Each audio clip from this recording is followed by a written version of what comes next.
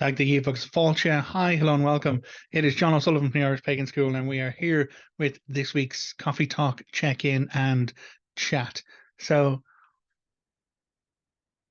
with beverage on board, I've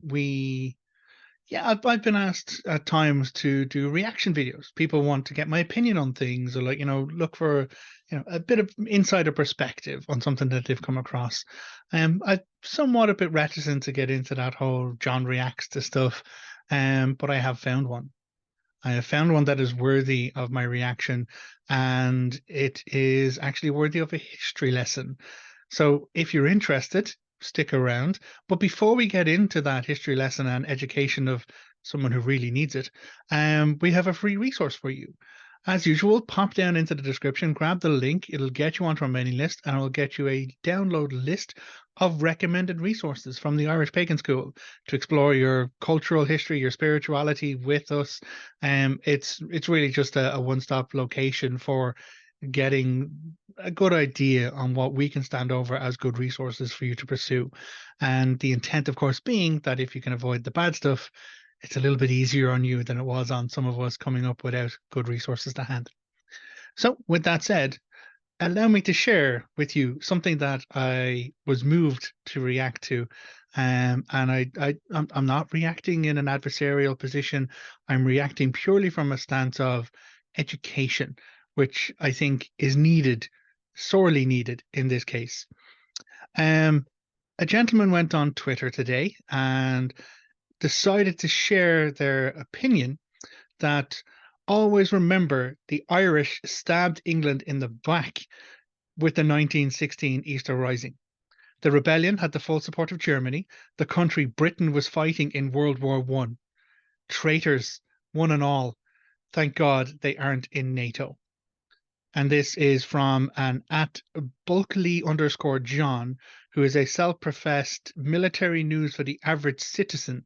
Nothing complicated here, just straight talk, simple facts with some opinions. So John Bulkley is of the opinion that the Irish stabbed the English in the back by having a rebellion during World War One. Those of you who have an idea about Irish history may already know where I'm going to go with this, but for those of you who don't know, settle in. Settle in, get comfortable, and let's have a quick chat here.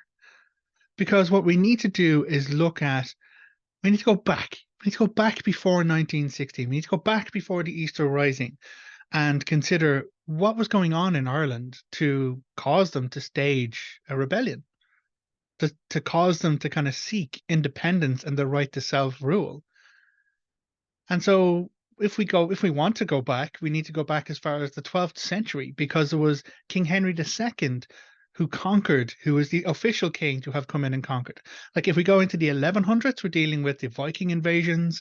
We then have the Norman invasion of Ireland, so all throughout that period. But when we get to the 12th century, the official one, according to the records of history, the facts of history, was King Henry II of England, who conquered Ireland and there claimed it as part of the Great British Empire. And so that was in 1171. So 1171. So this is like 600 guts of 800 years before the 1916 Rising. Now, why? Why would a country that had been conquered want to have independence, want to rule itself?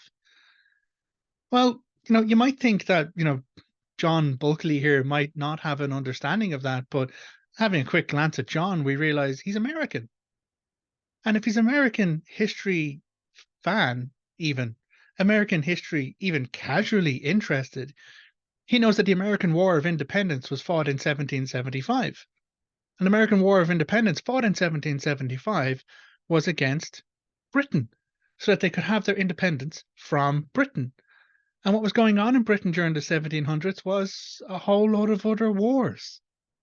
In fact, I have a nice casual, easy list here. And just in case anyone, John or any of his followers, you can just go into Wiki, you can type in timeline of the British Army, and it will tell you the wars that were happening in the 1700s.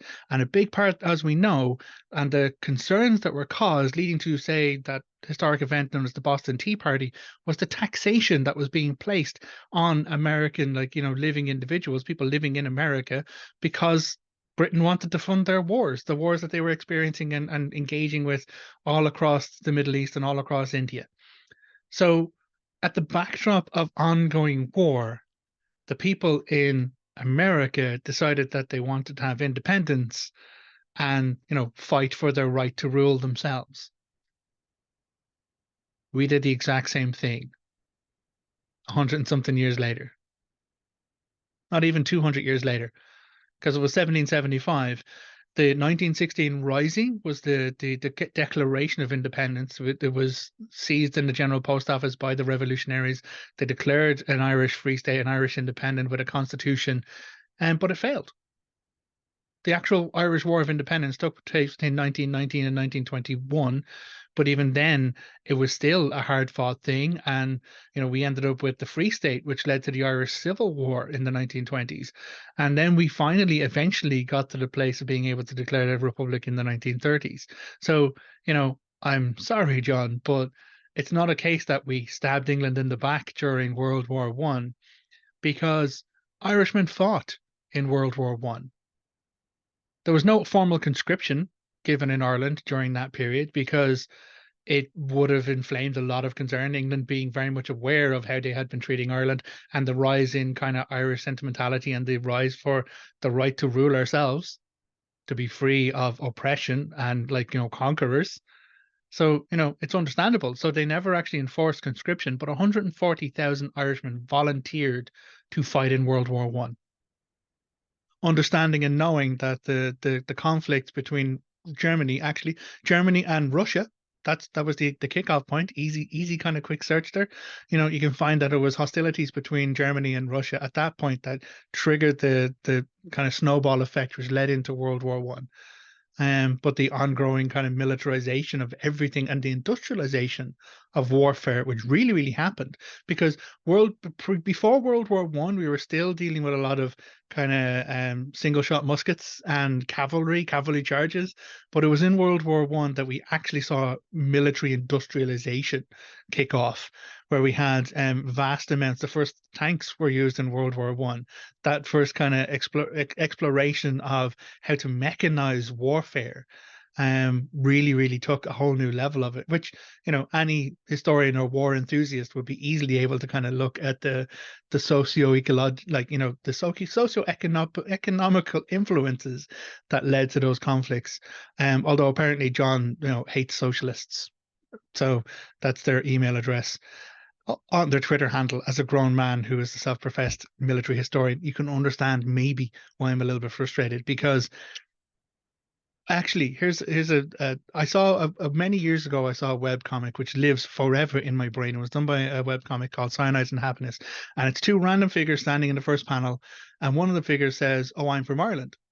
The next two panels are devoted to the other individual going, "Oh, you're from Ireland. Oh, tiddly dee. Oh, leprechauns and Lucky and all the rest and Lucky Charms, and oh, sure, isn't it great to be Irish? Top of the morning to you."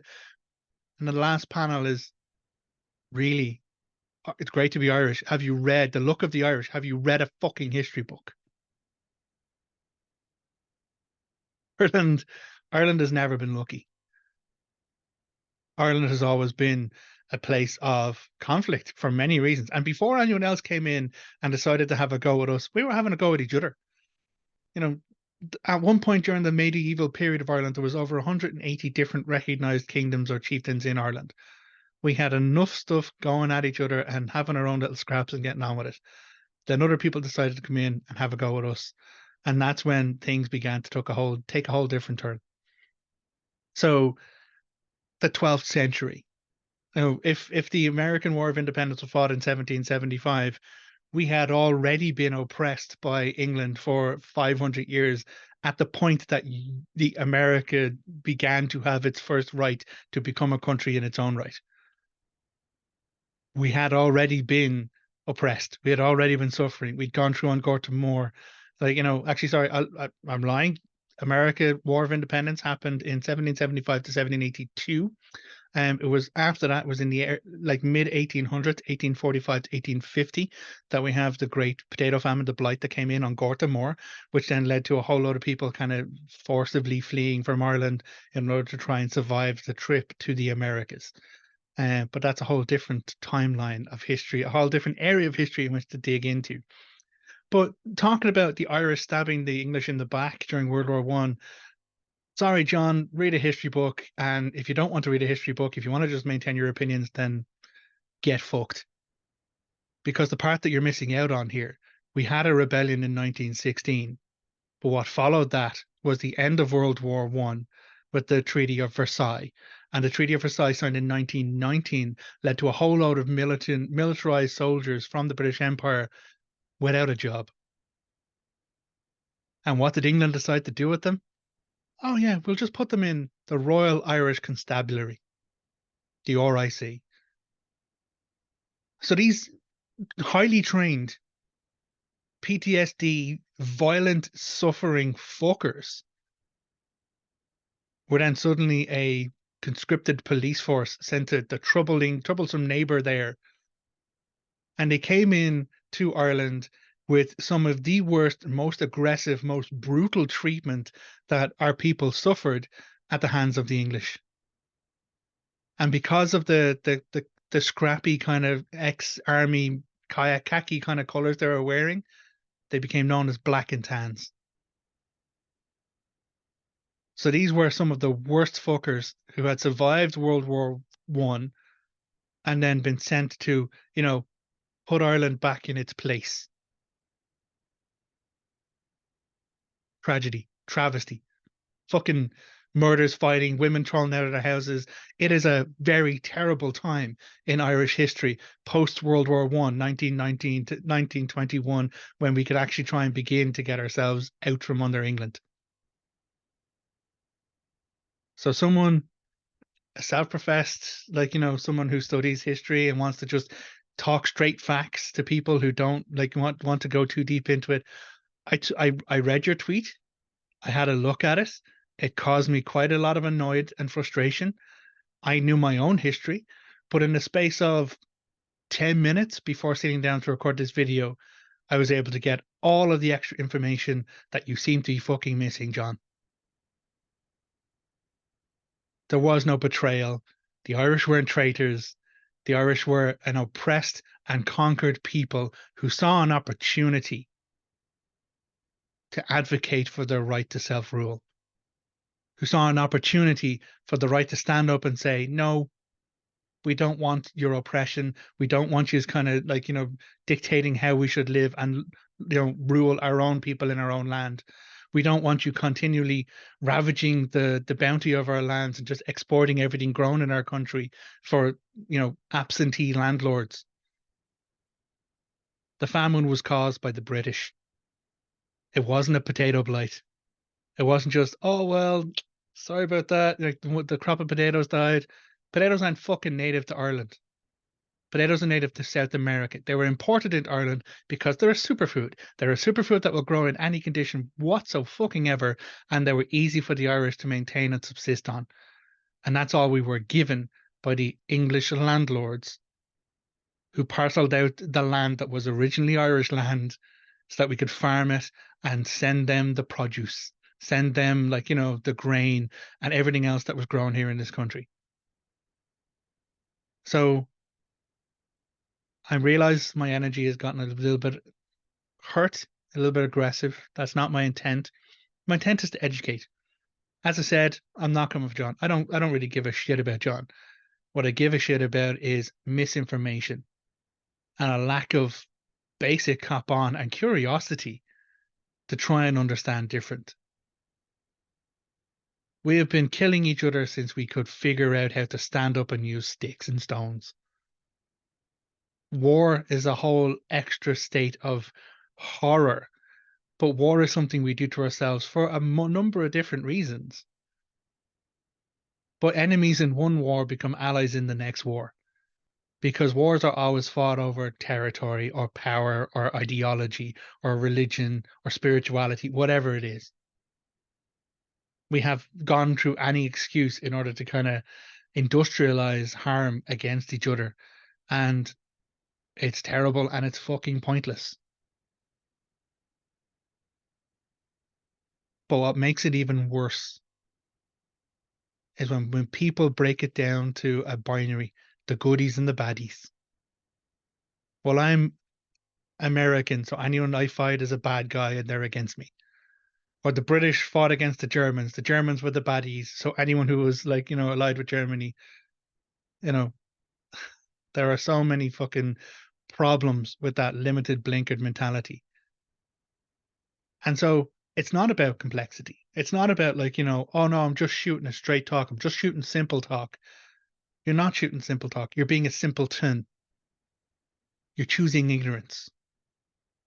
You're choosing to break it all down and not express and engage in one of the most powerful things that we as humans have to our advantage, which is fucking curiosity. The heightened state of intellect where we can actually think about things, ponder about things, wonder what it'd be like from a different perspective, wonder what it'd be like if this happened instead of this, wonder why did this happen? How could we prevent that happening again? We have a great capacity to learn and to change and to grow, but that comes from curiosity. That comes from a willingness and an openness to know more and to know better. So, someone having an opinion on the internet, yeah, okay, everyone's going to have their opinion. They're all entitled to it. As my dad would say, opinions are like assholes. Everyone has one, except some are more full of shit than others. Problem is when people choose to spread their shit all over everyone else in some kind of ideology of like, well, I'm entitled, I'm just want you all to know, I'm just going to shoot you straight and give you like the hard talk as it is. You're spreading misinformation, and misinformation is harmful. It is damaging, and it is fucking dangerous. So, to the 2,000 plus people who follow John Bulkley and his straight talk, simple view of military history, I hope that this video has been useful. I hope that this is giving some insight and some perspective because no, the Irish did 100% not betray the English during World War One. The Irish did exactly what the Americans had did in 1775. We saw an oppressor who was taking advantage of us. We saw an oppressor that was engaged in their militaristic culture all over the world and took an opportunity to stand up and say, no, we don't want you. We want to be us. We want the right to be independent. We want the right to look after our own people in our own land as we know and as we see fit and to rule ourselves. So no, the Irish weren't traitors. And even if you want to kind of point that, yeah, like, there is records. Fuck's sake, yeah. Like, absolutely. Germany sent weapons to the Irish independent fighters, the Irish Rebellion freedom fighters.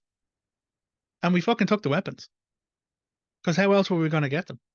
How else were we going to be able to go up against this ancestral enemy with its hyper militaristic functions and like finances and abilities? But here we are in 2023, looking around the world.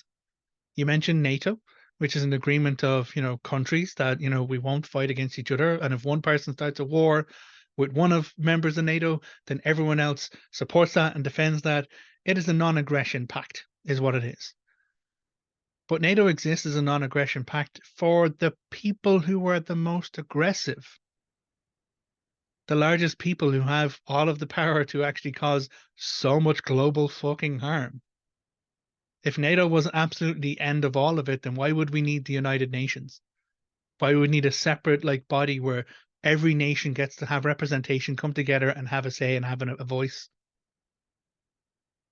So yeah, Ireland fought fucking hard to get out of its oppression, which started in the 12th century, by the way. That's 1200.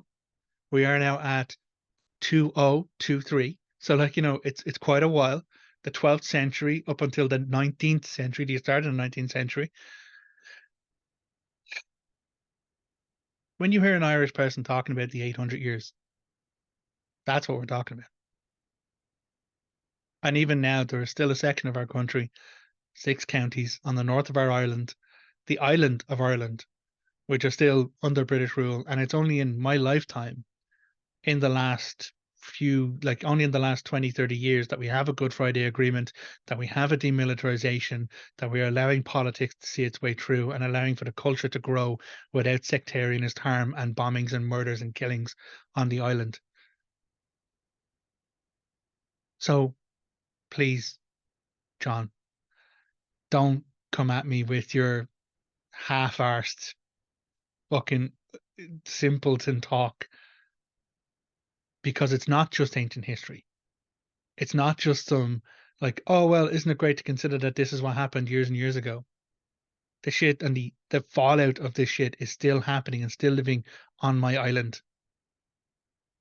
And with the rise of Brexit, with Britain's pulling out of the European, like, Union and the European economic market spaces and all the rest of it, with its posturing because of all of that, it has kicked off a whole extra level of concern and worry and fear on my island. So, no, it's not just a simple opinion. And no, Ireland aren't traitors for stabbing Britain in the back. If you're American and you claim to be, someone who, well, if you're claiming to be American, which means you fought for your own independence. Your country fought for its independence in 1775 from Britain. If anything, John, you should be looking at Ireland being like, good fucking on yous. It took us a while longer. Took us to like the mid 1900s, but we fought and we got our independence from the same people who oppressed your people in the beginnings too. So I do hope that this hasn't been too upsetting for anyone who has sat to join us. But the thing is, if we only stay within our comfort zones, if we don't face the uncomfortable truths, the uncomfortable realities of our life, then we are blinkered to what is actually going on in the world now.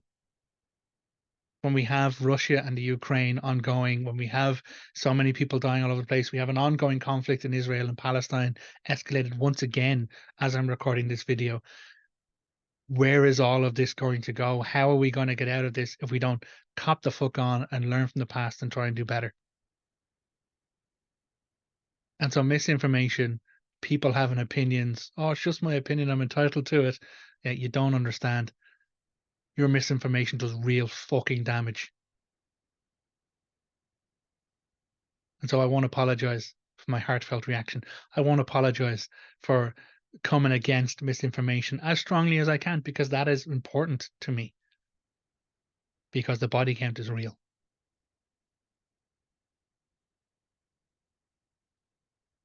Thank you for joining me. Thank you for being with me today on this one. As I said, normally I try and stick to lighter tones. I like to stick to spiritual education, kind of cultural conversations and stuff like that. But if you're inspired by Irish paganism, you need to be understanding Irish culture. If you want to understand Irish culture, you need to understand Irish history. If you want to understand Irish history, then you need to be willing to sit with me and be uncomfortable as we go through these things from time to time. So with that, I'm going to take another drink of my beverage. I'm going to exhale. I'm going to try and remember that I'm safe, I'm secure. Ireland is a neutral country which has fought hard for its neutrality, and Irish soldiers volunteer to be UN peacekeepers more than many other like countries out there. Per capita population, actually, you'd be surprised how many Irish men and women decide to join the United Nations peacekeepers, even though we are technically a neutral country. We've always been putting our bodies on the line. We have always been, if there's a conflict and we have a side to choose, or both sides, we will choose and we will stand and we will fight. In a Phoenix Park in Dublin, there is this large obelisk. You might think it's an Egyptian-inspired obelisk, but what you'll actually find, it's called a monument. What it's a monument to is all of the Irish soldiers who've died all around the world, all through history, in other people's conflicts. We don't sit back. We don't wash our hands. We get involved. And that still carries on in other ways, not just in the military ways.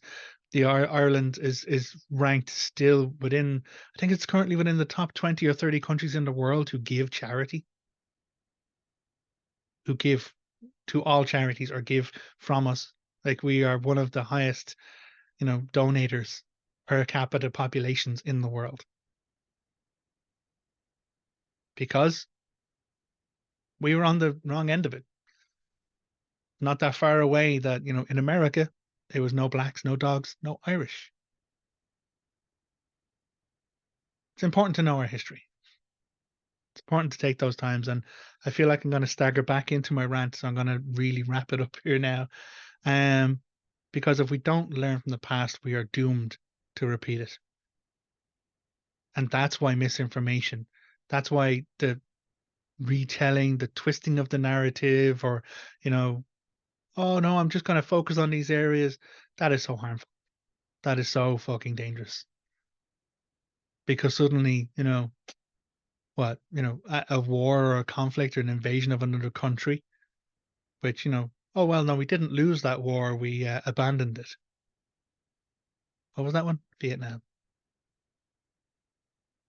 So, yeah, I have frustrations around it. When we look around our world, in the past, the Great British Empire was one of the most militaristically dominant powers of the world. Not anymore.